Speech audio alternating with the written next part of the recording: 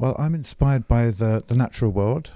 I'm inspired by the stories that I read, that I come across, by myths, folklore, legends, just great stories from all different cultures and different parts of the world, but also the landscapes that actually create the stories.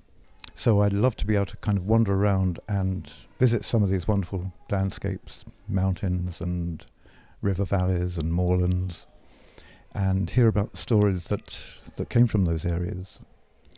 And I enjoy that almost as much as I do actually drawing the stories. It actually kind of feeds me. I don't kind of lose energy through drawing. If I hadn't discovered the arts, I'm not sure what I would have ended up doing. I don't really have any other skills. I wasn't academically gifted. But the most likely thing is I would have ended up as a gardener. And with any luck, I would have got into garden designing.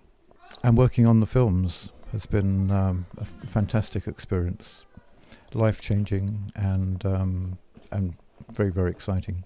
Yeah, I found that with The Hobbit, there was more of the newer technology to take into account. So working in 3D and at the high definition, that put an extra demand on the art department. We always make models of every set as a kind of physical model for the art department, which is very useful for Peter to be able to look at the model of what he's going to get. But the actual models for the kind of finished scenes, which are whole cities and whole environments, they were created through CG, which was a real challenge for me because I love making things and getting involved with physical structures as well as designing. And that was a more difficult process. Still very challenging and enjoyable, but a bit harder for me with my analog skills.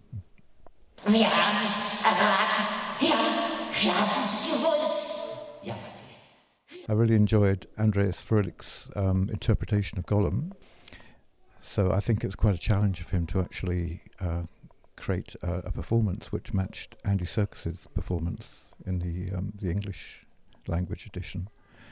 And I think he managed it beautifully. And it was great to actually see him perform and to hear his version of Gollum last night.